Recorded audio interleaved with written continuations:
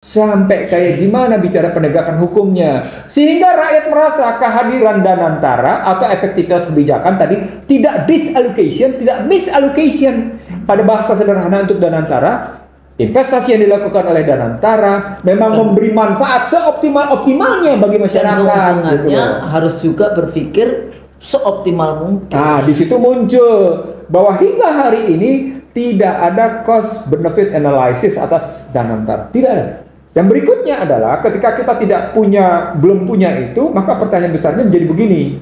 Apakah dengan begitu kinerja BUMN menjadi membaik? Bilang, ya kami merugi karena diperintahkan menjalankan proyek infrastruktur. Kami merugi karena kami diperintahkan membangun IKN. Itu misalnya. Kehadiran Danantara selain telat mikir, tell me, juga mencerminkan bahwa sesungguhnya ada problem rendahnya efisiensi atas pengelolaan keuangan negara. Bismillahirrahmanirrahim. Assalamualaikum warahmatullahi wabarakatuh. Waalaikumsalam. Alhamdulillah kembali bersama IC Drill Show Conversation to Scholars tentang berbagai persoalan bangsa, ya baik domestik maupun global. Jadi kalau dilihat dari perspektif IC Drill Show biasanya selalu bicaranya political economy. Ya, jadi ada politiknya, ada ekonominya, tentu saja masuk di kajian-kajian juga hukum, karena Bang Nursi ini kan kajiannya bisa ekonomi, bisa hukum, sayanya politik. Ya, dalam konteks itu saya juga ngajar political economy, makanya kenapa nyambung itu karena paling tidak beberapa referensi kita itu sama. Amin. Nah, seperti biasa IC Drill Show Conversation to Scholars, saya Khusn Maria bersama sahabat saya Iksanuddin Nursi, Dr. Iksanuddin Nursi. Ini banyak sekali, tapi beliau ini sekolahnya bener ya Bang ya? Alhamdulillah. Soalnya ini tidak di bawah pohon. Enggak, maksudnya kemarin tuh ada yang katanya semester 5 mana? Oh iya, enggak ada catatan ijazahnya, apa itunya angka-angka semester 5-nya. Iya. Enggak ada ya? Hilang. Oh, hilang. Pengacaranya bilang ada di situ di buku rangkuman, enggak ada. Saldi langsung bilang enggak ketemu. Aldi cuma bilang ada atau tidak. Pengacaranya berkelit-kelit akhirnya dipanggil. Saldi membuktikan tidak ada catatan semester 5.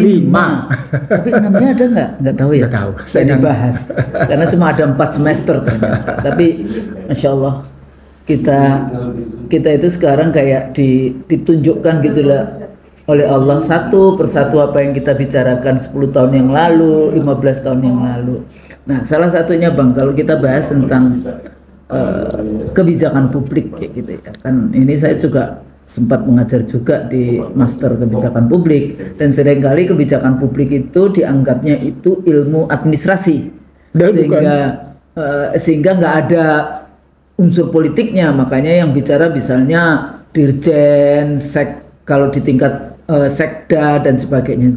Padahal dalam kajian-kajian public policy-nya di Amerika, di buku gitu, itu is political economy. Makanya seringkali ya sampai jurusan di kampusnya sendiri itu government and public policy. Gitu kan, government and public policy. Jadi public policy is political. Nah, di dalam konteks public policy biasanya saya bagi menjadi tiga bidang. Pertama, social development policies kayak gitu ya, jadi pendidikan, kesehatan, perempuan, HAM, penyandang cacat, ya dan seterusnya. Kemudian economic development policies, industri, agriculture, infrastruktur, segala macam yang berhubungan dengan pembangunan ekonomi. Karena tambah development itu IC, Information Communication Technology. Oh ya, ICT ya. Dan sebentar lagi Malaysia khusus mendirikan fakultas AI. Di Indonesia belum ada. Malaysia akan segera mendirikan fakultas AI. Dia langsung cepat sekali responsifnya untuk Malaysia. Nanti karena pemahaman tentang pembangunan itu materialism sebetulnya. Kalau pembangunannya itu bicara tentang semuanya, kalau tidak hanya materialism tapi juga pembangunan dalam rangka peradaban, itu pertanyaannya adalah morality, pertanyaannya adalah ethics. Untuk apa AI? Untuk apa ini? Yang kayak gitu-gitu harus Nah, yang sangat ya sebetulnya sih dalam kajian IC Drill Show banyak sekali yang kita bahas juga selama ini, karena Bang Nursi kan sangat kuat di dalam konteks pemikiran-pemikiran ini kalau kita bahas tentang macroeconomic policies. Di sini bicara tentang keuangan, perbankan, segala macam yang berhubungan dengan keuangan negara, di dalam bagaimana negara mengelola keuangan. Makanya kenapa stop bank kok pertama ya, kok disebut macroeconomics gitu ya, beda dengan yang tadi economic development policies gitu. Ini keuangan. Termasuk juga kalau kita bahas tentang pinjaman online, pinjaman, pokoknya segala hal ya, OJK. Nanti kelembagaannya ada BI, ada OJK. Tapi kalau saya pelajari dulu tentang kenapa sih kemudian kayak Bank Indonesia salah satu indikator di dalam kalau kita bahas tentang demokrasi itu kan independence dari ya kalau di Amerika FedEx gitu ya, atau Bank Reserve Bank kayak gitu. FedEx bukan FedEx. FedEx salah. Salah lagi. FedEx itu yang pengiriman barang. Iya. Salah lagi. Federal Reserve maksud saya itu. Kok jadi saya tadi ngomong FedEx ya? Soalnya sama Fed-nya. Iya, sama-sama Fed-nya. Atau biasanya emang disebutnya cuma Fed karena Federal Reserve itu FedRes. Ya, Federal Reserve kayak gitu ya. Atau the Fed, kalimatnya pakai the Fed. The Fed itu artinya Federal Reserve. Nah, jadi kalau kita lihat bagaimana sebetulnya pengelolaan keuangan negara kalau di dalam konteks ya perbankan, kita tahu kan bagaimana perbankan di Indonesia dulu ada AIBRA BLBI di awal-awal reformasi, BPPN yang kayak gitu. Kemudian kita tahu di setiap kali pemilu Bang, kita kan selalu kehilangan satu bank kayak gitu. Betul. Tapi di akhir-akhir ini yang hilang itu bukan bank, tapi ini asuransi. Kayak gitu kan, kehilangan asuransi. Jadi apakah ada hubungannya demokrasi dengan segala macam yang itu? Yang sekarang ramai dibahas dengan kebijakan Danantara, Danatara sebetulnya ya kalau di Dana Anagata Nusantara di dalam konteks ini. Tapi masyarakat umum pusing. Kenapa mesti pakai Anagata gitu ya? Kayak bahasa Anagata itu pada akhirnya akumulasi modal. Jadi menghimpun jadi satu keuntungan yang diakumulasi untuk diinvestasikan ulang dan diakumulasi gitu. Tapi di dalam konteks kajian-kajian political ekonomi kan kita juga kenal dengan kayak hegemoni nasional, ada hegemoni global di dalam konteks bagaimana sih kayak modal bagaimana mereka mengeruk yang namanya sumber daya alam, kemudian bagaimana pendidikan, kemudian pekerjaan tenaga kerja yang murah, pendidikan diliberalkan, dan pada akhirnya kekuasaan itu diakuisisi. Nah, itu hegemoni globalnya kapitalisme dan hegemoni globalnya seperti itu. Nah, kita juga sangat sering di dalam kajian-kajian IC dari Rilso bicara tentang investasi. Nah, apakah ini sebagai satu bentuk model investasi yang kita ingin melepas dari ketergantungan yang tadi hegemoni kapitalisme global, ataukah sebetulnya kita cuma reinventing a new wheel, atau ada nggak yang kalau kita bahas tentang apa sih sebetulnya perbedaannya investasi jadi penanaman modal? Dulu kan ada undang-undang PMA dan PMDN. Jadi PMA dulu. Sekarang tidak ada. Sekarang nggak ada. Cuman ada penanaman modal. Oh, jadi karena bisa PMA dan PMDN digabung jadi satu. Oh, lewat Undang-Undang 07. Awal 67 67 68 167 penanaman modal asing, 668 penanaman modal dalam negeri. Jadi asing. Pada tahun 2007 oleh Susilo Bambang Yudhoyono digabung jadi satu dengan Undang-Undang 2507. Disitulah kuasa modal menjadi sangat luar biasa. Nah, jadi kita berangkat dari ini. Kalau kita lihat regulasinya dan perkembangan dari satu rezim ke rezim yang lain sampai kita ketemu ke Danantara, dan kira-kira kita diskusikan Danantara ini nanti sebenarnya wajahnya seperti apa ya. Terus juga bisa pertanyaan-pertanyaan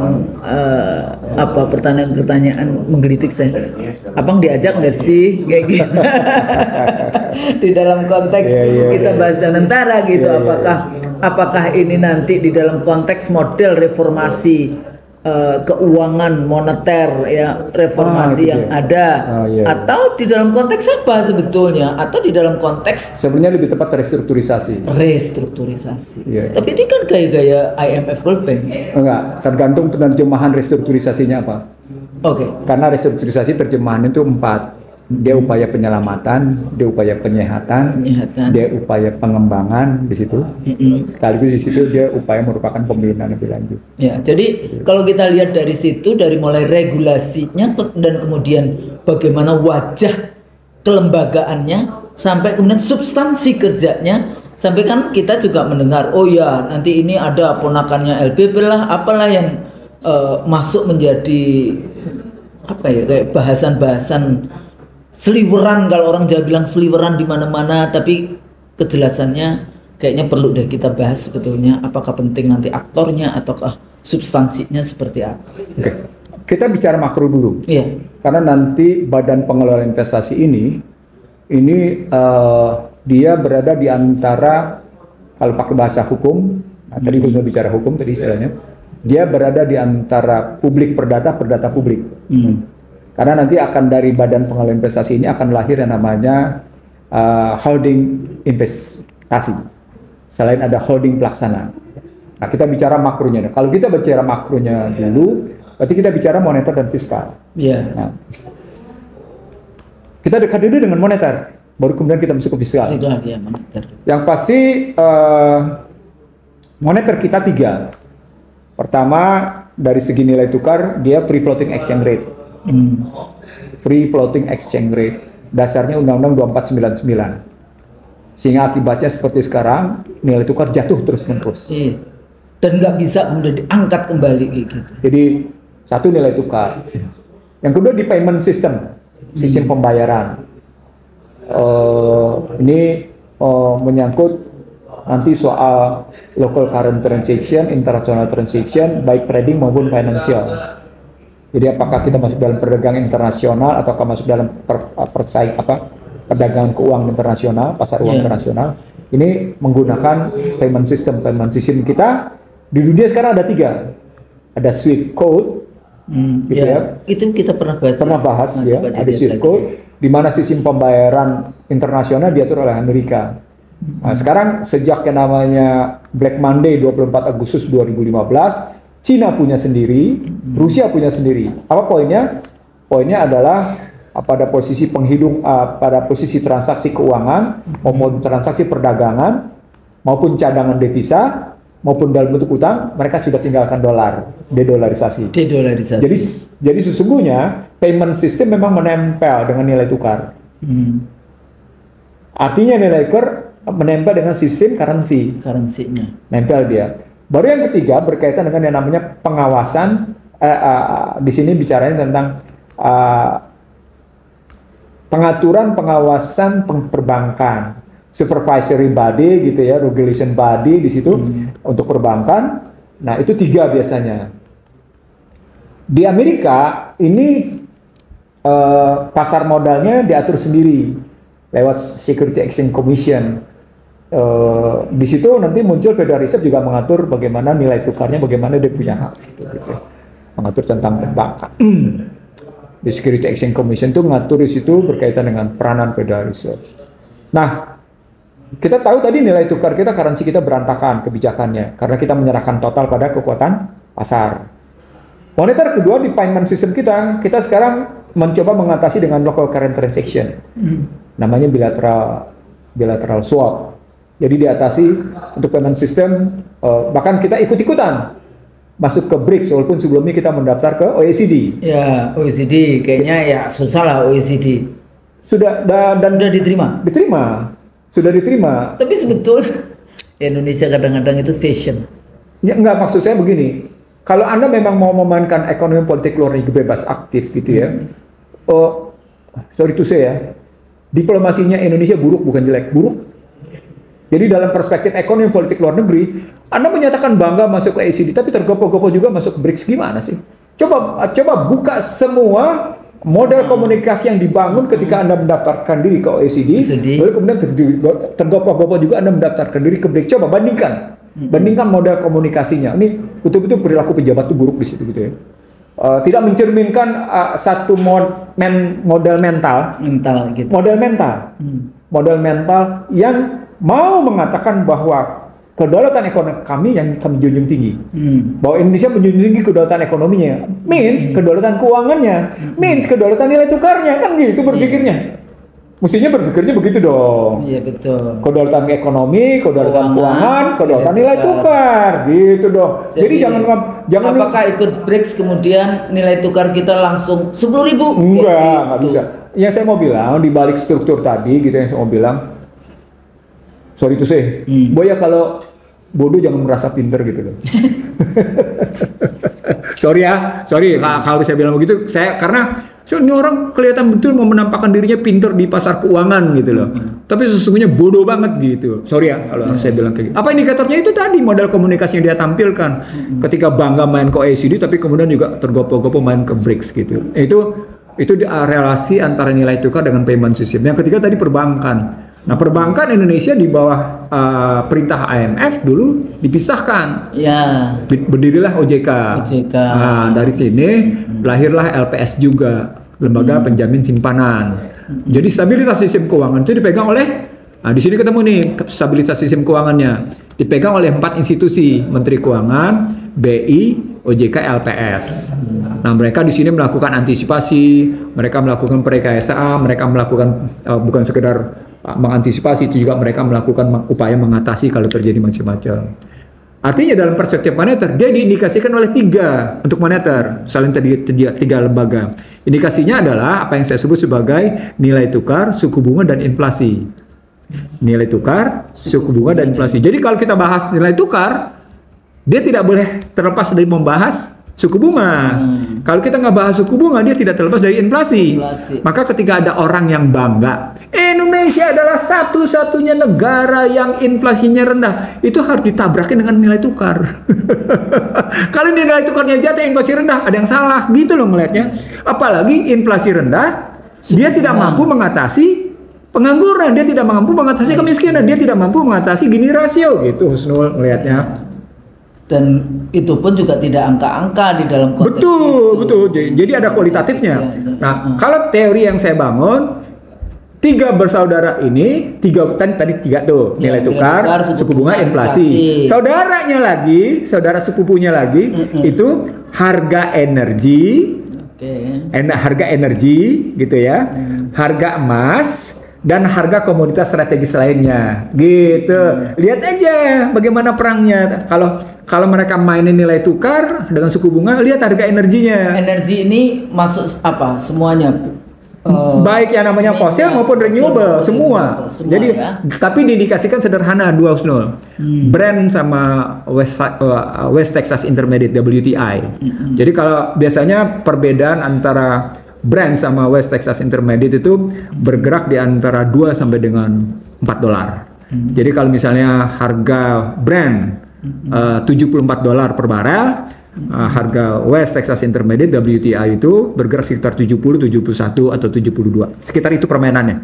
Bergeraknya tergantung permintaan pasar. Yang menentukannya lagi-lagi menentu. Sekarang pertanyaan, dalam panggung internasional, nilai tukar, suku bunga dan inflasi yang menentukan siapa? The Fed. Itu tadi, The Fed. Okay. Jadi Fed sangat menentukan pengendalian. Di situ Cina dan Rusia serta teman-temannya berusaha mengurangi pengaruh The Fed dengan model dedolarisasi. Maka berdirilah BRICS. Maka marahlah Trump. Maka ngomonglah Rubio. BRICS itu zaman Trump 41. Oh iya. BRICS itu zaman Trump 1, makanya mereka melakukan currency war namanya, perang nilai tukar. Perang nilai tukar gitu ya. Oke ya. Nah, dari sana saudara sepupunya adalah, dari saudara kandung ini saudara sepupunya adalah tadi harga energi, harga emas, harga komoditas strategis lainnya. Sementara ini ditentukan oleh yang namanya The Fed, saudara sekandung tadi ini 3 nih. Ini juga ditentukan oleh Amerika. Emang menentukan harga pasar internasional minyak siapa? Memang menentukan harga emas siapa? Memang menentukan harga komoditas strategis siapa? Di situ timah, emas, batu bara, ini semua dia mereka menentukan semuanya. Jadi bukan negara Republik Indonesia. Iya, mereka menentukan. Ini makro ya, makro internasional untuk nanti masuk ke Indonesia.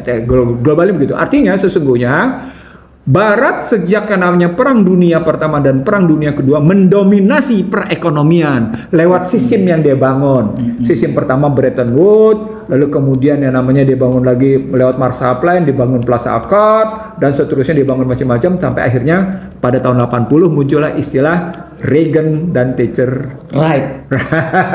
Reagan dan Thatcher right. Itulah keluar istilah Washington Consensus.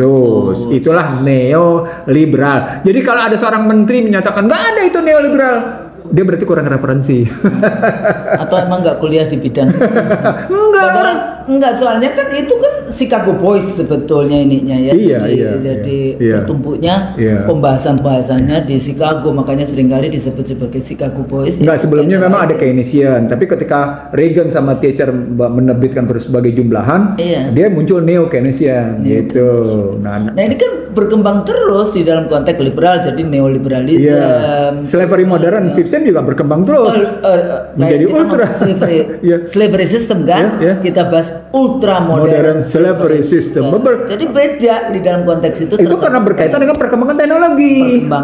Jadi selalu yang namanya tiga tadi, saudara sekandung dengan saudara sepupu, dia sangat ditentukan oleh keunggulan teknologi, Husnul.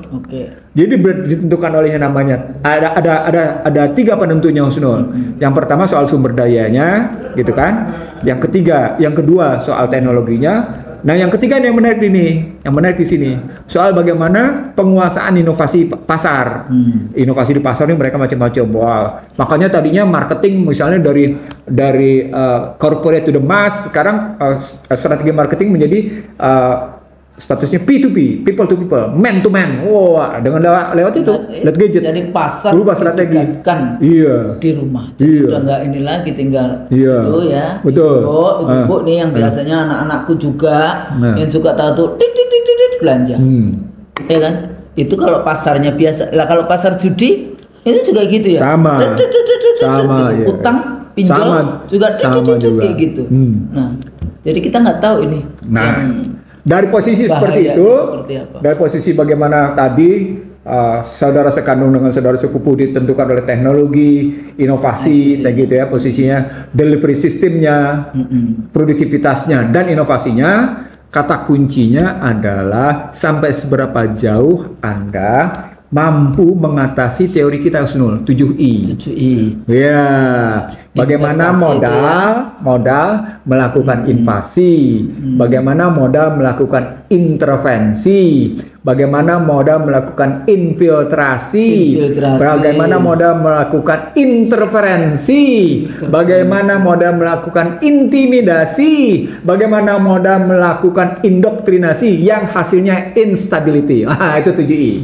Nah, dari sana sesungguhnya ketika sejumlah orang sadar, mereka memerlukan jalan keluar. Nah, Indonesia sesungguhnya sudah sadar nih sebagian orang ketika mulai ribut soal neoliberal dulu gitu loh semua. Kita kritik habis-habisan kita kritik semua ini. Itu kebijakan neoliberal itu, bukan Pancasila, itu neoliberal gitu. Tapi ternyata karena kritikus itu tidak berada dalam kekuasaan, IMF, World Bank selalu mampu menempatkan orang-orangnya dalam pemerintahan. Nah, itu yang disebut dengan bagian dari invasi dan intervensi. Itu bagian dari invasi dan intervensi. IMF, World Bank berhasil menempatkan orang-orangnya gitu dalam struktur pemerintahan. Makanya ini juga kalau di dalam konteks rekrutmen kabinet itu kan pertanyaannya siapa ini tim ekonominya?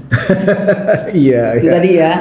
Tim ekonomi kayak gitu. Sebenarnya juga ada dua hal, termasuk tim politik dan tim pendidikan. Karena kan itu modern nation state ala Thomas Hobbes. Betul. Itu di situ pendidikan, kesehatan dan kemudian polisi itu juga. Nah, dari sana ketika masuk ke dalam situasi kayak gitu, kita bisa melihat ternyata hampir satu generasi moneter kita ketika dilepas ke pasar tidak mengalami perbaikan apa-apa untuk yang namanya pemberdayaan keuangan. Jadi yang disebut dengan financial resilience gitu ya, financial resilience, kemandirian keuangan itu makin hari makin ambruk walaupun cadangan devisa kita naik. Inilah yang tertinggi dalam sejarah Republik. Ngukurnya pakai apa? Ngukurnya pakai rupiah, coba ngukurnya pakai dolar. Kan untuk nunjukin kenapa kalimatnya? Karena cadangan devisa sepenuhnya bukan mesti diurut siapa-siapa komponennya. Komponen perdagangan, komponen keuangan, komponen utang gitu ya. Jadi perdagangan kayak gimana, keuangan kayak apa, komponen utang kayak apa mesti dilihat di situ. Nah, dari sana setelah kita lihat kondisi moneter kayak gitu, 7I terus berjalan gitu. Kita geser sekarang ke fiskal. Fiskal itu tidak pernah mengalami perbaikan karena salah satu indikatornya adalah tax ratio. Tax ratio kita bergerak hanya 10%. Sementara yang namanya incremental capital output ratio kita tinggi banget. Artinya tidak efisien. Apa artinya? Alokasi anggaran dan realisasi alokasi anggaran untuk pembangunan dilaksanakan dengan tidak efisien. Apa indikator konkretnya selain ekor? Harga logistik tetap tinggi. Apa indikatornya? Ketika infrastruktur dibangun, harganya tetap sekarang 23,7% dari total biaya. Dari sebelumnya 24%. Berkurangnya berapa? 0,3%. Nah, itu indikasi bahwa alokasi fiskal salah. Alokasi fiskal tidak efisien, alokasi fiskal bocor, dan itulah kemudian kita sampai pada satu posisi darurat korupsi. Saat yang sama, pihak korporasinya baik domestik maupun asing berhasil mengakumulasi modal sehingga korporasi domestik punya keuangan sekarang mencapai 3.000 triliun. Wah, dahsyat kan? 3.000 triliun. Siapa yang disaingi Husnul? Yang disaingi pertama oleh korporasi domestik. Ini dari 10-11 orang kaya Husnul. Ya. Yang disaingi pertama adalah jumlah APBN. Yang APBN kita juga segitu. 3.300 triliun sekian, 3.300 sekian triliun. Oke, artinya disaingin. Disaingin kan. Disaingin juga yang namanya perpajakan dong, karena perpajakan 82%. Dari 78 sampai 82. Jadi penerimaan negara tergantung pada perpajakan, dan perpajakan itu dari perusahaan-perusahaan besar itu. Oke. Ya, income tax itu tidak hanya cuma individu, tapi juga company. Siapa lagi disaingin? Dana pihak ketiga. Struktur dana pihak ketiga lebih banyak pada orang-orang kaya. Itu bisa dilihat pada jumlah duit tingginya 5 miliar dolar berapa banyak, berapa pangsanya berapa, pangsanya berapa persen. Di situ kelihatan di dana pihak ketiga bahwa orang kaya yang menguasai uang di dana pihak ketiga perbankan. Dibanding sama orang yang punya duit 100 juta ke bawah yang jumlah rekeningnya 99, sekian persen tapi tidak menguasai apa-apa, kuenya kecil. Bahasanya gini Bang, orang kaya-kaya itu dia bisa pinjam untuk modal yang lebih besar lagi kepada bank.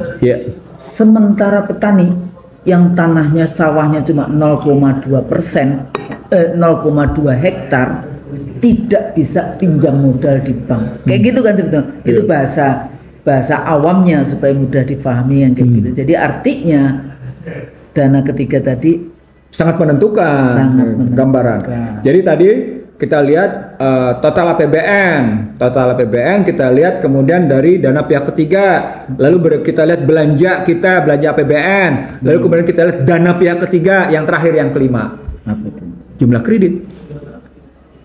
Tadi yang Usul bilang, kreditnya lebih banyak diterima oleh orang-orang kaya daripada masyarakat secara luas atau targeted kelompok yang membutuhkan. Coba berpikir logis tapi sederhana. Dengan 5 kondisi ini, tidakkah dia menghasilkan orang kaya makin kaya, si miskin makin miskin? Sederhana gini, lihat ini. Gapnya di situ. Di situ gapnya untuk saya mau nunjukin gini rasio.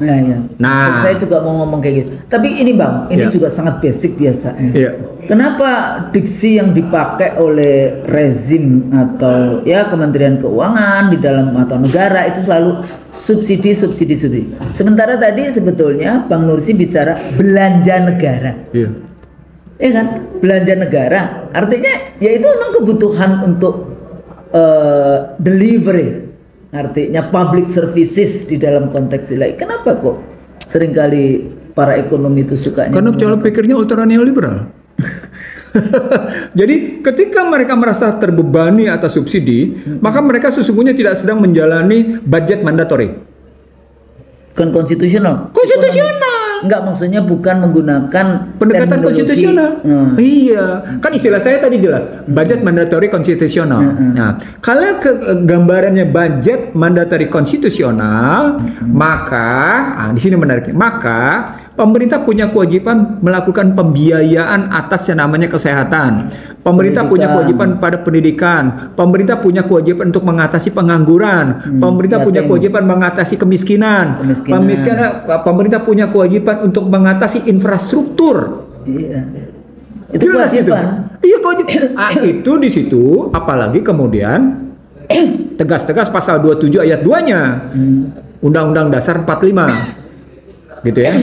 Tiap-tiap warga negara berhak atas pekerjaan dan penghidupan yang layak bagi kemanusiaan. Kalimatnya bukan penduduk, Husnul. Tiap-tiap warga negara.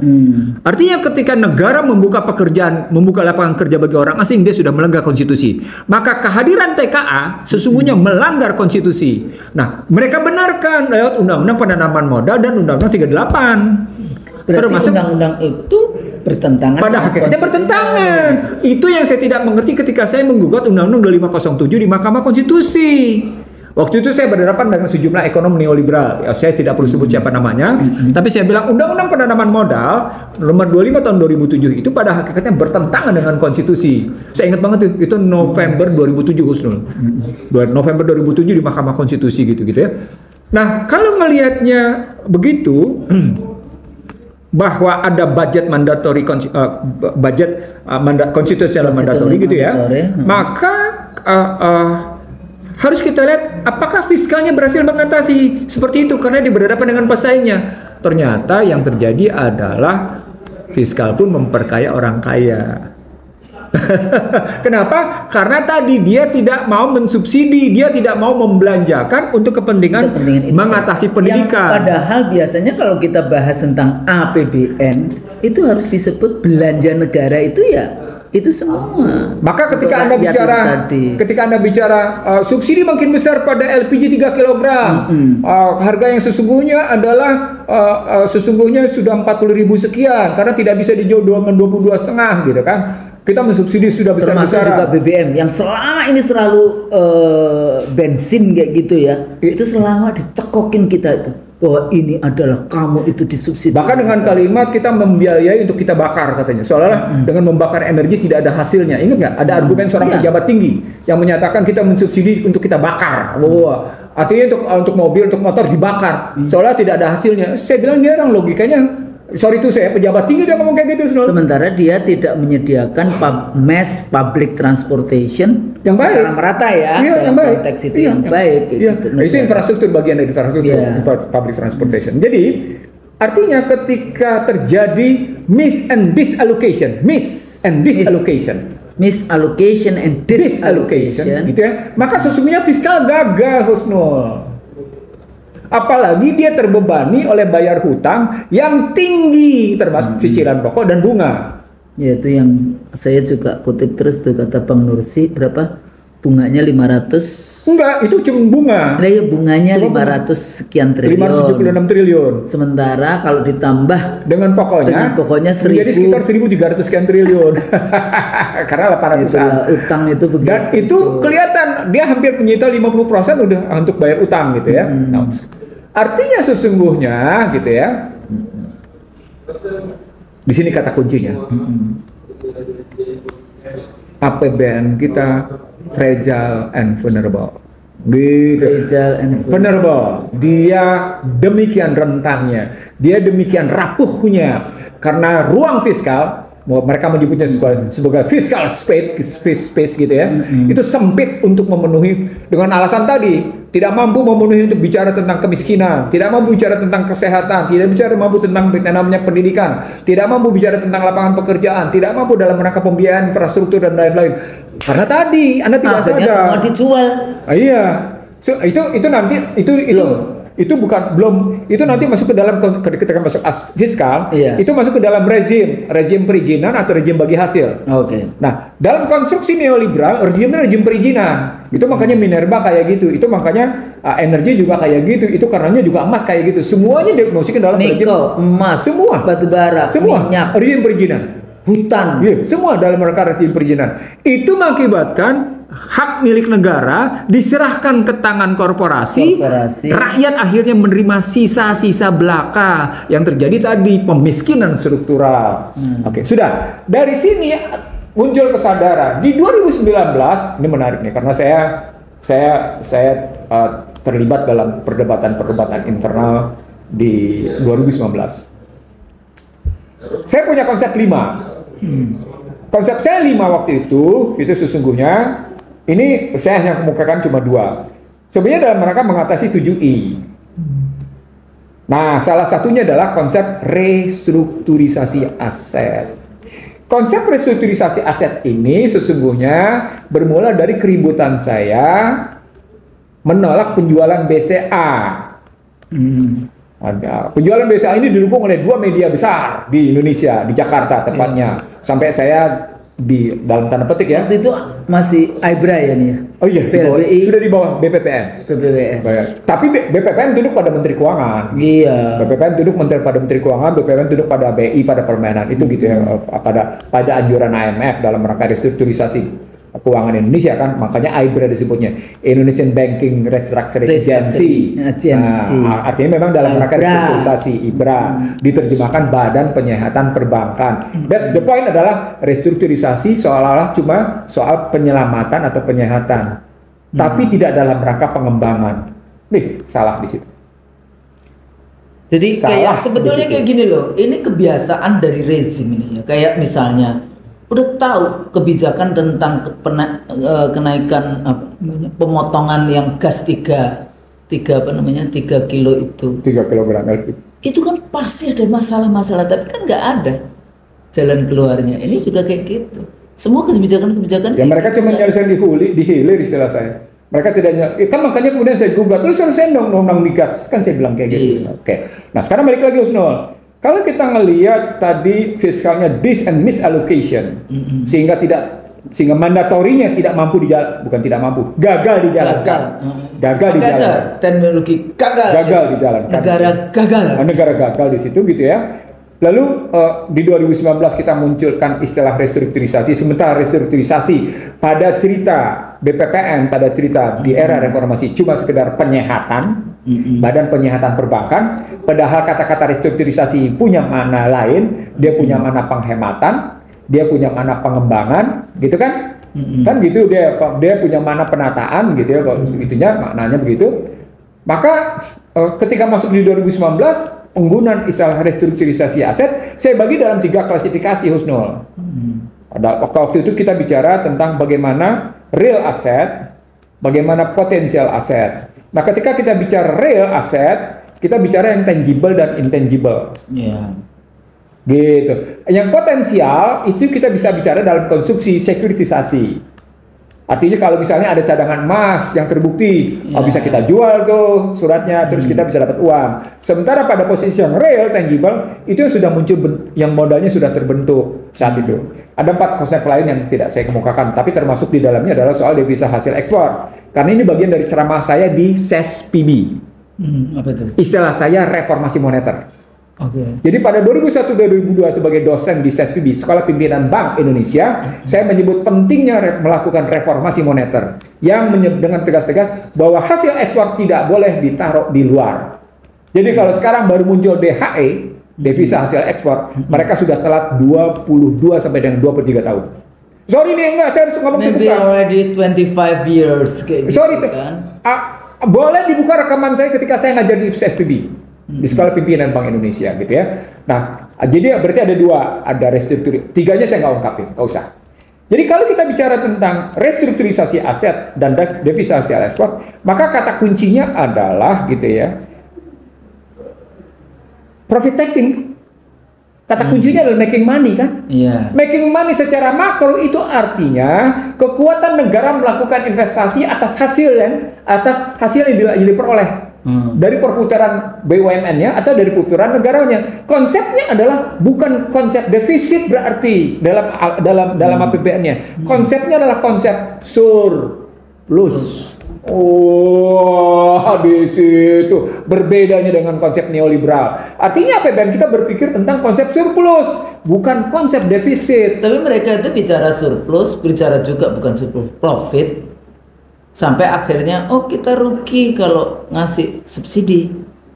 Tapi bukan pada pemikiran yang bagaimana keuntungan-keuntungan apa investasi atau eksploitasi sumber daya alam yang diekspor, kemudian di situ ada keuntungan, kemana? Kayak Karena berpikir produktivitasnya produktivitas economic metric, angka, ekonometrik posisinya. Jadi kalau kita berpikir produktivitasnya hanya pada angka, dia tidak berpikir produktivitas pada sistem sosial ekonomi, sistem politik ekonomi, ya mati lo nggak bisa bikin apa-apa. Kenapa? Karena lu sudah didikte sejak awal oleh KMB, oleh penanaman modal, bahwa Anda punya ketergantungan modal asing. Dan itu, dan mereka itu begitu, itu seperti iman kayak gitu loh, bahwa tanpa penanaman modal asing kita nggak bisa membangun. Itu yang saya maksud sebagai indoktrinasi. Jadi pertanyaan Nuslo itu indoktrinasi. Anda tergantung pada modal asing. Tanpa modal asing Anda tidak bisa ngebangun. Itu indoktrinasi. Dan itu kayak dipercaya Nah, sampai kata-kata tanpa itu intimidasi. Gitu gua itu. Ancaman itu. Iya, di situ. Nah, sekarang kita balik. Kita dapat sudah sumber masalahnya, moneter punya masalah, fiskal punya masalah. Maka muncullah gagas tentang pentingnya sovereign wealth fund. Sovereign wealth fund diterjemahkan dengan daya anagata Nusantara atau Danantara. Nah, karena ribut soal itu gitu ya, mundur aja dengan istilah artikel saya pada ketika posisi saya bicara tentang saya mengkritik BPPN waktu itu. Kenapa Anda tidak menggunakan konsep restrukturisasi secara tegas jelas dengan konsep strategic planning yang benar gitu ya. Nah, saya bilang, oke, kalau begitu sekarang kita lihat berapa sebenarnya BUMN punya kemampuan gitu posisinya. Nah, existing BUMN itu asetnya 10.950 triliun. Saya tidak tahu sumber angka 14.724 triliun itu dari mana, saya tidak tahu. Tapi yang saya tahu adalah karena tadi penggunaan pengertian aset kan saya bilang tadi ada aset itu kita bagi dua, dan real aset dan potensial aset. Realnya kita bagi dua, ada tangible, ada intangible. Maka sekarang kalau dibilang asetnya BUMN dalam rangka itu, maka aset BUMN cuma 10.950 triliun. Maka kalau kita bilang dia jumlahnya 10.950 triliun, muncul pertanyaan, BUMN mana yang untung? Iya, bukan, nggak usah 14.000-nya. BUMN mana yang untung sehingga bisa memberikan dividen? BUMN mana yang merugi sehingga membutuhkan PMN, kan gitu proses berpikirnya. Iya. Nah sekarang yang punya dividen ya. Iya, yang punya dividen itu nih disebutkan enggak? Iya, kita sebutin sekarang. Kalau di perbankan ada BRI, dia memberikan dividen kurang lebih sekitar, nanti pemirsa ICD ratio bisa melihat angka-angka di screen ya. Di screen bisa kelihatan di sini. Paling tinggi BRI ya? BRI 28,3, Bank Mandiri 23,57 gitu ya. Bank BNI 5,5. Lalu ini menarik nih. Bagaimana Pertamina bisa memberikan dividen kalau sementara sesungguhnya dia merugi? Itu menarik di sini. Sama seperti PLN. Tinggi loh. Kalau data saya 2023 itu 17,1%. Gede Pertamina. Gede. Padahal dia merugi. Dan rakyatnya sekarang naik harganya. Gitu loh. Kenapa merugi? Sederhana. Karena kita 1 juta barel itu impor dengan harga tinggi, gitu loh. Saat yang sama terjadi kesalahan investasi. Coba kebayang nggak? Pada saat yang sama terjadi kesalahan investasi. Saat yang sama kita tergantung 1 juta barel dari impor. Coba gitu. Artinya kita merugi sebenarnya. Satu, itu Pertamina. Sama dengan PLN. PLN dianggap juga sebagai BUMN yang memberikan dividen. Padahal PLN juga merugi. 2,7%. Karena sistem tadi TOP.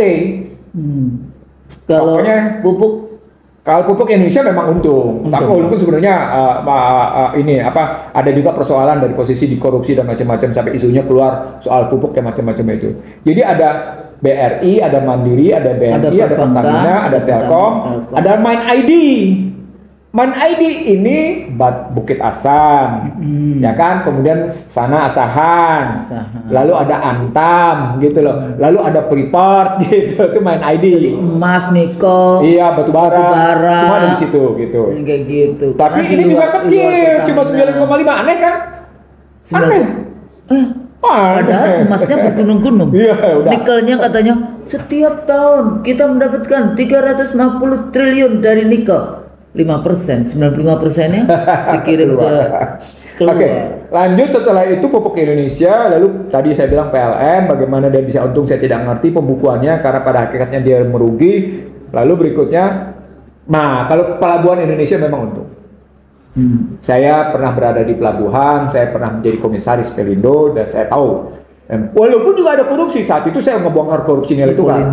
Iya, terus kemudian dokumen saya Dan dihilangkan. kemudian banyak sekali juga isu-isu pengiriman barang yang macam-macam kan itu. Dia ujung-ujungnya bea cukai ujungnya. Bea cukai. Nah, dari sini kelihatan bahwa Danantara sesungguhnya bisa jadi malah memperbesar gitu ya, praktek penyelewengan, praktek ketidaklayakan pengelolaan BUMN. Apa indikatornya? Indikatornya hampir sulit ditemukan gitu BUMN kekaryaan itu punya rutinitas memberikan dividen gitu. Hampir. Tapi ya. pada saat yang sama juga kan kadang-kadang memang dibuat bangkrut, Bang. Saya tidak berani menyatakan dibuat bangkrut terus dulu. Karena saya political scientist, jadi saya berani aja kayak gitu. Enggak, saya Kadang-kadang sedih, misalnya saya itu Garuda. Ya, saya itu sampai punya yang namanya selama di daerah situ ada pesawat Garuda, maka saya naik Garuda walaupun agak mahal dibandingkan pesawat yang lain. Kayak ke Surabaya, kalau saya pulang ke Surabaya itu dulu setiap jam ada. Kalau lama-lama cuma berapa kali? Lama-lama kok lu yang setiap jam malah yang private. Ini sebenarnya ada apa kayak gitu? Padahal Garuda itu captive market loh. Captive market, dia itu punya yang namanya tiap bulan dia bisa memberangkatkan orang umroh, tiap bulan tiap tahun dia bisa memberangkatkan haji. Jadi berarti ada kesalahan manajemen Garuda. Walaupun sekarang komputernya teman. Ya kita sering kan itu. Kita menterinya juga teman, presidennya juga teman sih sebetulnya. Kalau kita mau ngomongin. Nah, jadi baliknya lagi, kalau Danantara ini dianggap sebagai solusi atas ketergantungan investasi asing, muncul pertanyaan. Seberapa efektifnya Danantara dan efisiennya Danantara, gitu pertanyaannya, melakukan mengkonversi ketergantungan pada modal asing, gitu loh pertanyaannya. Kira-kira berapa persen kalau biasanya kan kita bicara tentang mengganti substitusi impor kayak gitu loh ya. Ini kan substitusi modal. Tetap impor modal. Iya, ini substitusi modal istilahnya. Bang Nursi kan dulu selalu kita impor modal, kita impor lagi substitusi. Betul. Modal. Ini bahasa keren. Modal. Ini substitusi modal, gitu. Substitusi investasi asing. Bahasa sederhananya begitu. Nah, kalau kita ngelihat ini sebagai, nah, di sini pertanyaannya. Kalau dia sampai pada posisi substitusi intervensi keterkaitan modal asing gitu ya, substitusi modal asing gitu, maka pertanyaan besarnya menjadi begini: proyek-proyek apa yang akan diambil oleh Danantara? Di sini berkaitan dengan yang namanya dua institusi, ada holding investasi, ada holding pelaksana. Nah, begitu sampai pada posisi holding investasi dan holding pelaksana, di sini menyangkut soal badan pengawasnya dan badan pelaksananya. Nah, sekarang pertanyaannya, siapa yang menentukan? Undang-undang BUMN yang baru menyatakan bahwa itu ditentukan oleh Presiden. BPK boleh melakukan pemeriksaan terhadap Danantara, gitu. Pertanyaannya menjadi, jika holding investasi dan holding pelaksana merugi, bagaimana ceritanya? Di sini berkaitan dengan yang namanya roadmap atau perencanaan strategik dari Danantara, yang sampai dengan hari ini belum jelas bagaimana sebenarnya perencanaan strategi mereka. apa yang mereka akan lakukan, walaupun sudah berkal presiden sekali menyatakan Danantara akan berinvestasi di sini. Ini perencanaan strategisnya sudah ada blueprint dari itu sudah pakai bahasa umumnya blueprint, dalam pakai bahasa manajemennya perencanaan strategiknya. Iya, perencanaan strategiknya kayak apa gitu. Perencanaan strategiknya kayak apa sih sehingga melahirkan apa yang disebut dengan projected cash flow. Jadi Bang, kalau dilihat dari kelembagaan kayak gitu ya. Ini sebetulnya bukannya tadi ya apakah dia reinventing ataukah dia sebetulnya karena langsung sekarang berada di bawah presiden? Kalau mau dibilang reinventing sebenarnya menggambarkan nggak bisa dibawa. Kita kan seringkali punya lembaga-lembaga yang itu auxiliary institution kayak gitu lah ya. Jadi kayak KPK sebetulnya kan itu ya bisa dimasukkan ke kepolisian, kejaksaan ya ad hoc. Ad hoc. Ya namanya. KPK ad hoc statusnya. Ya, tapi auxiliary institution dan banyak sekali kita itu lembaga-lembaga yang kayak gitu. Sebetulnya Danantara ini kan sebetulnya dia bisa berada di bawah badan, di bawah Kementerian BUMN kan. Kalau sekarang dia memang dalam koordinasi atau penanaman modal. Enggak, dia dalam koordinasi Menko BUMN karena undang-undang juga undang-undang BUMN. Jadi artinya dalam koordinasi, cuma keberadaan badannya itu tetap langsung di bawah presiden. Kalau badan penanaman modal bagaimana ini? Kalau badan penanaman dia cuma penanaman modal aja atau dia sebetulnya mirip nggak dengan Danantara? Oh beda. Kalau Badan Koordinasi Penanaman Modal atau Menteri Investasi itu menyangkut kebijakan investasi-investasi yang datang dari asing dengan segala macam peraturannya sehingga mereka memberikan layanan satu pintu di BKPM, di Badan Koordinasi Penanaman Modal yang disebut Menteri Investasi. Nah kalau di Danantara ini sudah langsung action. Dia punya duit, dia berinvestasi. Atau yang itu, oh iya sisa-sisa efisiensi akan ditaruh di Danantara, tapi rakyat di PH. Enggak, tadi pertanyaannya begini Husnul. Sampai seberapa besar efisiensi dan efektivitas modal di bawah Danantara itu pertanyaannya. Sampai ulang. Ekonomi bertanyanya begitu Husnul. Karena mereka memang menggunakan modal neoliberal. Mereka menggunakan pasal 33 ayat 4. Ya, senangannya efisiensi. Ulang, mereka mendayagunakan pasal 33 ayat 4, pasal neoliberal. Ulang. Mereka menggunakan pasal 33 ayat 4 yang tegas-tegas sesungguhnya adalah pasal neoliberal. Tegas. Demokrasi ekonomi. Demokrasi ekonomi. Demokrasi ekonomi. Ya, demokrasi ekonomi. Walaupun mereka lekatkan juga FRAD, Good Corporate Governance, Fairness, Responsibility, Accountability, Transparency. Mereka gunakan juga. Tapi poinnya kan pertanyaan tetap, sampai seberapa besar Anda menjamin bahwa efisiensi tinggi, efektivitas tinggi? Kan gitu pertanyaan. Jadi kalau kita bikin pakai grafik gitu ya, sumbu X-nya sama sumbu Y-nya, itu pertanyaan tentang efisiensi dan efektivitas yang harus optimal. What's the point? Anda tidak korup. Sehingga nanti kurvnya itu bagus, kurvanya begini jadinya tinggi gitu loh. Kalau di atas tuh bagus dia kurvanya gitu kan? Betul. Kurvanya bagus karena tinggi gitu. Nah, sekarang kalau pertanyaannya seberapa efisien dan seberapa efektif Danantara, dia tergantung dari sini menarik. Sistem politik dan sistem ekonomi, Husnul, termasuk sistem hukum. Makanya pada 10 Juli 2023, 10 Juli 2023, 2024, saya lupa ya. 2024. 10 Juli 2024, tahun lalu, saya menyatakan pada Badan Akuntabilitas Keuangan DPR, problematik yang namanya PNBP, Penerimaan Negara Bukan Pajak, ya, kan ini penggunaan dividen adalah bagian dari penggunaan PNBP sebelumnya. Ini tergantung pada 3 hal. 1, yang namanya kebijakan tarif atas sumber daya alam, kebijakan tarif atas posisi yang namanya besarnya dividen, kebijakan tarif, di sini menarik, atas besarnya PMN. Jadi kalau Anda negara, rakyat menyertakan modal sebesar katakan 25 triliun, rakyat dapat berapa? Kan gitu. Iya. Itu kan pertanyaannya begitu. Iya, karena itu uangnya rakyat sebetulnya. Uangnya rakyat. Bukan Danantara uangnya, uangnya rakyat itu kebijakan tarif namanya. Jadi Anda kalau pakai bahasa ekonominya, Anda dapetin return on investment-nya berapa, tingkat pengembalian investasinya, berapa lama DBEP. Kan statusnya langsung begitu. Break even point-nya gitu kan. Yang kedua, seberapa optimal itu Anda bisa daya gunakan. Nah, itu tadi seberapa optimal tingkat efektivitas dan efisiensi atas investasi. Yang terakhir yang susah dijawab. Apa? Buruknya penegakan hukum. Jadi nanti itu bisa menjadi tempat untuk bancaan. Itu yang saya bilang, sorry itu ini bukan omongan saya baru, ini omongan saya di Badan Akuntabilitas Keuangan Negara.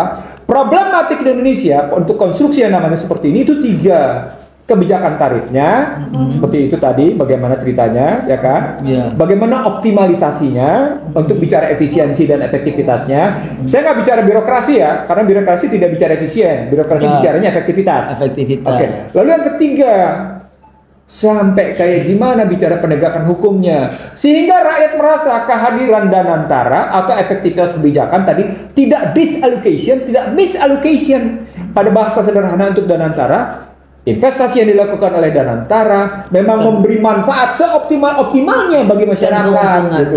Harus juga berpikir seoptimal mungkin. Nah, di situ muncul bahwa hingga hari ini tidak ada cost benefit analysis atas Danantara. Tidak ada. Atau mereka belum menyampaikan kepada kita?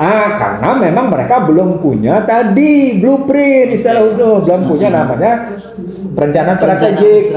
Ya, belum punya, sehingga mereka belum mengukur tentang cost benefit analysis, analisa manfaat atas biaya yang muncul, analisa manfaat atas investasi. Itu di situ. Yang berikutnya adalah ketika kita belum punya itu, maka pertanyaan besarnya menjadi begini. Apakah dengan begitu kinerja BUMN menjadi membaik? Kan gitu, Husnul. Kenapa? Karena nanti Anda bisa lihat, pemirsa ICD Ratio dan teman-teman sekalian bisa melihat bagaimana angka-angka PMN. Bahwa sesungguhnya antara besaran dividen yang diberikan dengan PMN memang terjadi surplus sebesar 85,7 triliun di era Joko Widodo kemarin. Di era Joko Widodo sampai dengan 2024 terjadi surplus. Antara PMN sama dividen yang diberikan sebesar 85,7 triliun. Itu ada angkanya, nanti bisa dilihat khusus ini. Tapi angka terakhir adalah bisa kayak gitu. Tapi pertanyaan besarnya, itu kan belum menghitung tentang kerugian BUMN. Gitu. Padahal yang kita lihat, Pertamina rugi apa enggak? Pertamina merugi, PLN merugi. Belum lagi BUMN karya merugi. Gimana coba? Mereka bilang, ya kami merugi karena diperintahkan menjalankan proyek infrastruktur. Kami merugi karena kami diperintahkan membangun IKN. Itu misalnya. Akhirnya itu kebulet itu. Belibet. Gak karu-karuan. Nah, dari situ istilah tadi moneternya tidak akurat, moneternya tidak aktual, fiskalnya disallocation, misallocation, kemudian badan korporasinya kayak gitu ya. Itu yang saya sebut sebagai rusaknya dunia keuangan di Indonesia. Ditambah lagi dengan problem asuransi yang berantakan gak karu-karuan. Kalau dulu di setiap kali pemilu ya dari setelah reformasi nih, itu ada bank yang hilang, ada bank Bali, bank apa aja dulu itu yang hilang kayak gitu ya. Nah terakhir ini yang ramai adalah asuransi. Saya sendiri tuh bank saya tuh punya asuransi satu. Dari dulu kan kita pakai negeri, pasti dapat Askes dong, Askes, terus kemudian Taspen juga udah dipotong. Terus kemudian kalau kesehatan terus fakultas juga ngasih lagi asuransi Jiwasraya. Enggak, persoalannya pertama itu kalau ini kan BUMN ya kita masuknya, terus diberikan kepada swasta. Kemarin itu kepada apa itu yang Sembilan Naga juga asuransi apa yang punya Asabri. Bukan yang Wahana. punyanya Sembilan Naga. Apa asuransi? Yang juga menguasai Eka Cipta itu apa? Sinarmas. Oh iya Sinarmas Insurance ya. Sinarmas yang kayak gitu-gitu mahal, padahal yang kayak gitu-gitu. Nah ini juga saya dulu juga sebel kayak gitu waktu di KPU karena kita itu detik-detik terakhir nggak bisa, harus bayar asuransi nih. Harus kita asuransikan karena kalau enggak mau pilpres 1 pilpres 2 akhirnya kita asuransikan Rp500 setiap pekerja pemilu. Tapi gara-gara pemilunya sukses KPU-nya dimasukkan penjara. Asuransinya hilang. Ya kan kita bayar 11 miliar atau apa kayak gitu. Terus setelah itu setelah asuransinya kebayar 11 miliar, returnnya apaan? cuma 1 miliar atau apa karena pemilihannya sukses. Iya makanya kan misalnya ada return. Nah ini yang saya mau bilang. Lah aku nggak ngerti yang kayak gitu, cuma kan kita masyarakat yang sederhana kalau kita bayar asuransi naik pesawat 50.000, kemudian kita landing pesawatnya. Sebenarnya kan mestinya begini, kalau untuk kasus-kasus pada KPU, ini ada yang namanya jaminan pelaksanaan pekerjaan, maka dibayar oleh KPU. Ketika pekerjaan selesai, jaminan ini menjadi keluar jaminan penyelesaian pekerjaan, dibayar. Mestinya begitu logikanya. Logikanya adalah, kan Anda melaksanakan pekerjaan katakan berapa triliun, karena itu Anda mendapatkan asuransi. Ketika pekerjaan selesai dan ini keluar, mestinya asuransi bayar lagi ulang. Itu logika transaksi bisnis mestinya. Iya, kita kan waktu itu nggak ada yang transaksi bisnis kayak gitu. Ya, tapi kan Anda dipaksa. Emang kita dipaksa untuk harus bayar itu. Yang saya mau bilang adalah pada kasus Jiwasraya, pada kasus Asabri, pada kasus Taspen, dan menjadi bermasalah ketika orang-orang ini tidak lagi bisa dibayarkan polisnya, jaminan hari tuanya, jaminan pensiunnya, karena dianggap beban negara. Dianggap beban negara karena ini sudah rugi di korupsi. Kebayang nggak jadi? How far efisiensi dan efektivitas dari dana-dana yang kita taruh di asuransi. Uangnya sendiri itu, uang khusus sendiri. Iya, maksudnya gaji kita dipotong. Iya, betul. Saya sebagai ASN setiap bulan dipotong, flat dipotong nggak tahu berapa. Lalu kemudian ada dianggap sebagai beban. Nah, pada saat kita mau pensiun ini, dananya nggak keluar-keluar katanya. Dan nggak bisa dibayarkan. Dan dianggap itu udah serius ya? Iya. Jadi aku sebentar lagi kalau mau pensiun dapat dong dana TAS, nggak apa-apa lah. Untungnya saya itu orang yang percaya bahwa rezeki saya dari atas. dan artinya sesungguhnya jangan dibilang sebagai membayar pensiun sebagai beban dong. Ada salah dalam mengelola keuangan negara. Jadi makro salah, mikro salah, gitu loh. Anda menyalahgunakan kekuasaan, itu loh masalahnya.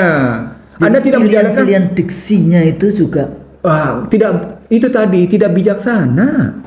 Tidak bijaksana pilihan ini pensiunan membebani. Gimana sih? Orang mereka membayar dirinya sendiri kok, gimana sih? Diambil setelah pensiun. Artinya selama 40 tahun itu duit sudah jadi apa gitu? Di mana dipakai untuk apa kayak gitu? Iya, jadi artinya kehadiran Danantara selain telat mikir, tell me, juga mencerminkan bahwa sesungguhnya ada problem rendahnya efisiensi atas pengelolaan keuangan negara. Nah sekarang mau dioptimalkan sebelum kepada sana. Ada nggak contoh sebetulnya itu kayak Taspen apa itu dananya sebenarnya selain dikorupsi, ada nggak memang dia investasikan? Oh iya, memang diinvestasikan. Jadi baik yang namanya Asabri, Jiwasraya maupun Taspen diperkenankan untuk berinvestasi, tapi hasilnya harus kembali ke rekening ke pemegang pembayar. Jadi misalnya Husnul di Taspen, gitu ya. Taspen kemudian berinvestasi, maka hasil investasinya itu tinggal dibagi, Husnul berkontribusi berapa. Iksan di Indonesia bisa ngitungnya itu gampang ya. Iyalah kok ekonometrik. gampang itu bisa dihitung. Misalnya ada seseorang berinvestasi di dia membayar pensiunnya di Jiwasraya. Ketika Jiwasraya berinvestasi gitu misalnya, maka hasil investasinya dibalikan kepada kembalikan, jadi dihitung proporsional. Proporsional memang, bukan dikorup. Ini sudah investasinya salah, dikorup lagi. Coba bayangin. Itu nggak cuma 1 triliun ya, 74 triliun. Waduh, ngeri. Makanya ketika saya ditawarin duduk di salah satu komisaris itu, gue enggak. Saya pernah ditawarin. Enggak. Dan antara ditawarin juga. Ya, poinnya adalah. Berani jawab. Poinnya adalah sepanjang kita berpikirnya dalam iklim sosial, politik, ekonomi, keuangan seperti sekarang, tidak akan kita temukan satu institusi yang optimal efisiensi dan efektivitasnya. Bang, ini apakah karena kesalahan sistem gitu loh. Sistem. Kemudian rezim, kemudian aktornya, Nah, kemudian mesin politik, kayak misalnya persoalannya tidak adakah di dalam internal sistem itu yang sebetulnya mampu untuk berpikir bagaimana caranya menyelamatkan dana rakyat, dana yang kayak gini-gini. Kalau kita temukan pemimpin sejati bisa. Jadi balik lagi ke leadership. Betul. Kan sudah lama tesis kita tergantung pada kepemimpinan. Leadership dan bukan yang janitor. Ini bukan. Ini the genuine of leadership gitu loh. Kesejatian akan kepemimpinan gitu. The genuine of leadership Yang gitu. megang amanah dan punya iman. Betul, Wah, betul. gitu. Jadi Danantara sama. Jadi jangan bilang Danantara nggak bisa diperiksa oleh BPK. No, Undang-Undang BUMN menyatakan bisa diperiksa oleh BPK. Satu. Yang kedua, apakah kemudian menjadi efisien atau efektivitas, apakah dia optimal? Nanti dulu. Nanti dulu. Iya. Nggak bisa dibilang ini sebagai substitusi investasi asing. Nanti dulu. Kalau Anda mau menggantikan substitusi investasi asing, memang Anda sudah selesaikan nilai tukar mengambang bebasnya. Gitu. Belum. Memang Anda sudah menyelesaikan sistem keuangan moneter dan fiskalnya? Kan enggak. Gitu. Makanya saya bilang, kalau saya pernah bilang, kalau Danantara dengan modal restrukturisasi aset bisa dikelola dalam satu periode pemerintahan, utang luar negeri selesai. Dengan catatan 5 tahun itu pun tidak menciptakan utang baru. Gitu. Nggak selesai tapi utang lagi. Karena liberalism Tadi pendekatan asetnya pendekatan bukan cuma sekedar pada yang real. Itu yang potensial juga kita pakai. Potensialnya kita bikin real. Itu ada mekanisme keuangan, ada istilahnya ada financial engineering-nya gitu loh. Sementara Danantara pada hakikatnya accounting engineering ke financial engineering gitu sebenarnya kalau pakai istilah keuangan. Dan antara pada hakikatnya accounting engineering bergeser ke financial engineering sama. Kalau potensial aset dalam rangka restrukturisasi aset sesungguhnya bergeser dari financial engineering ke accounting engineering. Jalan-jalannya begitu gitu ke istilah keuangannya. Nah dari sana kita mau bilang kalau Anda tidak berempati dan bersimpati pada publik, nggak akan ada yang namanya kemunculan kelembagaan baru untuk optimalisasi kesejahteraan rakyat. Nggak akan ada. Anda akan tetap menemui kesulitan. Akan ada hambatan besar karena karakter darurat korupsi. Dan korupsi di depan mata bisa nggak diselesaikan? Gitu problemnya. Saya akan sampai kemana? Antartika dan ke padang pasir. Pada ya udahlah ke pik situ aja. Jadi Bang, satu lagi. Kalau kita lihat ini kan tadi itu memang dana-dana yang dikumpulkan dari dividen negara ya, jadi milik negara di dalam konteks negara, milik rakyat. Tapi sekarang ada lagi yang diambil dari rakyat, kayak dana haji kayak gitu. Itu lain lagi ceritanya. Nah itu didaya gunakan lewat fiskal. Mereka beli sukuk, mereka beli surat obligasi. Sebenarnya bukan hanya di situ, bahkan dana pensiun pun dipakai untuk begitu. Dana pensiun yang lain. Kan kita ngomongin dana pensiun dipakai untuk yang begitu juga. Tapi kan salah semua rata-rata kayak gitu. Nah misalnya sekarang yang menentukan itu, ini saya beli yang ini, nggak taunya rugi kayak gitu gimana? Nah, ketika implikasi rugi, di sini kita mesti atur. Ini merupakan kerugian karena bisnis atau kerugian karena kesalahan mengelola. Itu menarik. Atau kerugian karena memang dikorup. Itu penting itu. Contoh ada satu BUMN karya manipulasi bikin proyek tol ecek-ecek. Nggak ada proyeknya gitu. Nggak ada, tapi dibikin seolah-olah ada kayak gitu. Jadi balik lagi Usno begini. Danantara menghadapi problematik makro yang tidak sederhana. Dia tidak bisa diselesaikan cuma dengan pendekatan undang-undang BUMN. Dia tidak bisa diselesaikan hanya dalam kerangka kokohnya kekuasaan. Dia dibutuhkan penyelesaian dalam rangka sikap bertanggung jawab dan memegang amanah. Jadi kalau kita curiga, masyarakat curiga atas Danantara, hal yang wajar. Karena memang soalnya kita posisinya sekarang lagi dalam posisi disorder gitu.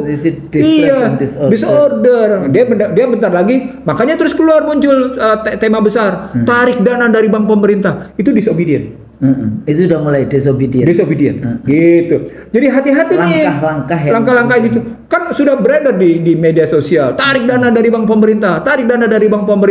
Itu kalau sampai terjadi ambruk itu bank pemerintah. Dulu ada Bang kasus ibu saya yang dana pensiunnya itu ditaruh di BRI. Tahu-tahu ternyata dana taspen yang pensiunannya BRI itu pemerintah bisa ambil lagi. Dan itu diambil ibu saya itu sampai 5 bulan diambil oleh BRI. Nggak tahu mau ditaruh di PT Pos atau apa. Jadi ibu saya itu PMN tuh. Iya. Dalam rangka PNN. Pernyataan modal negara. Nah, yang kayak gitu-gitu kan. Tapi nggak ditanyakan. Nggak boleh itu. Hanya karena Mungkin karena ibuku kan punya banyak sekali asuransi anak pertama, kedua, ketiga, keempat, banyak sekali gitu loh ya. Jadi yang ini dia itu ambil biasanya banyak, baru kemudian mau puasa atau yang kayak gitu-gitu baru kemudian dipakai. Diambil 5 bulan. Itu saya pulang itu, coba ini lihat. Akhirnya kita bikin heboh se-Indonesia. Karena nggak bertanggung jawab juga, nggak ada gimana mekanisme gimana dan sebagainya. Itu bagian dari abuse of power, penyalahgunaan kewenangan. Jadi dia tidak menjalankan amanah. Itulah BRI. Itulah masalahnya. Dia problematik keuangan yang saya bilang, pengelolaan keuangan di Indonesia itu amburadul.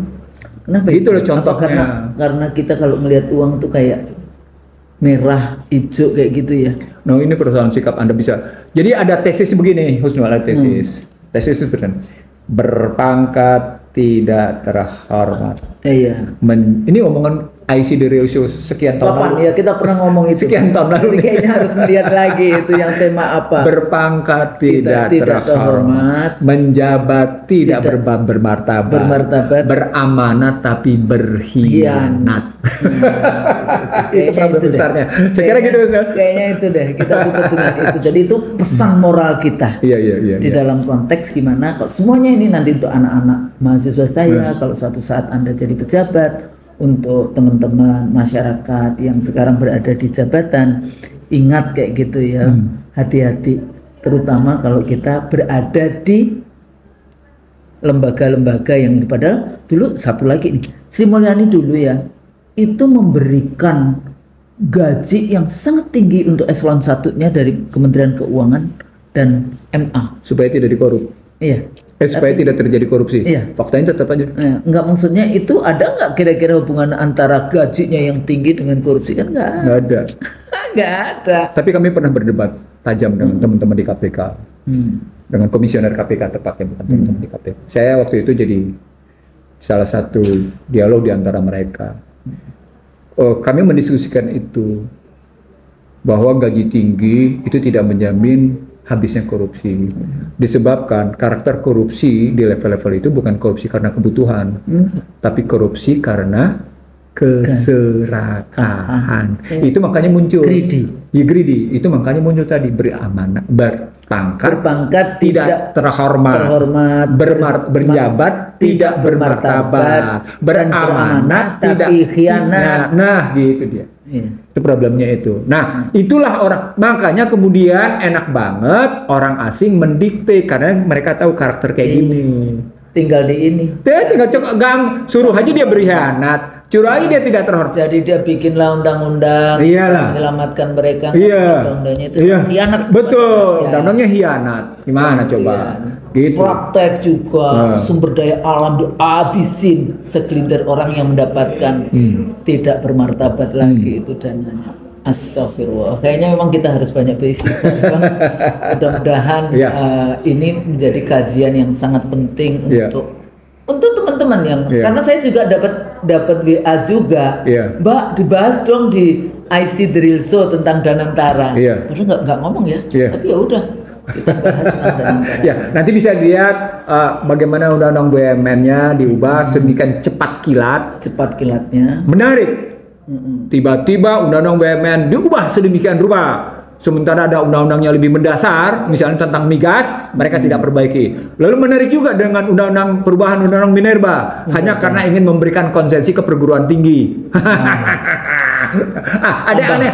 Ini artinya suap politik dilakukan kepada ormas agama, kepada perguruan tinggi. Apa poinnya, Ustaz? Apa? Political will-nya nggak punya perencanaan strategik berbasis konstitusi. Ulang, Ustaz. Iya. Ulang nih. Political will-nya tidak berbasis perencanaan strategik berbasis konstitusi. Anda bayangkan nggak? Anda punya kepentingan politik, Anda punya kemauan politik, tapi Anda tidak punya perencanaan strategis yang basis konstitusi. Pertanyaan besarnya, terus Anda menjalankan konstitusi begitu? Ya enggak lah, orang subjektif. Melanggar konstitusi. Makanya kita bisa bicara dari kapan-kapan ya di IC The Real Show, rezim-rezim ini sudah melanggar konstitusi secara ugal-ugalan. Nah, itu masalahnya. Tanpa rasa malu. Saya pikir itu. Mudah-mudahan apa yang kita bahas menjadi bagian yang penting di dalam pembelajaran kita. Iya. Kalau kita salah, Kita mohon saja maaf. kita mohon maaf, Amin. karena yang Maaf. salah itu dari kami. Kami manusia, yang benar hanya dari Allah. Wa'afan minkum. Iya. Tapi kita tetap kita doakan. Kan tadi saya bilang, walaupun kita kritik kayak apa, kita masih tetap mendoakan para pemimpin kita itu. Dan bukan cuma sekedar mendoakan, Billahi taufiq wal hidayah. Sebentar, sebelum itu kita bukan cuma sekedar mendoakan. Apa? Kita punya konsep pelaksanaan. Oh iya, Kita punya konsep. konsep. Ya. Kita berani menyatakan punya konsep. Punya konsep. Benar. Jadi Emang kita bukan cuma sekedar punya kata-kata. Kita punya konsep untuk itu. Tapi perbaiki dulu modal sosialnya. Iya. Nanti konsep kita diambil tapi nya enggak Iya, repot. gitu aja. Saya pikir Ya. itu mudah-mudahan Baik. apa yang kita bahas ini bermanfaat. Kalau salah kami mohon maaf. Amin. Nasrul minallah wa fathun qarib. Wassalamualaikum warahmatullahi wabarakatuh. Waalaikumsalam warahmatullahi wabarakatuh.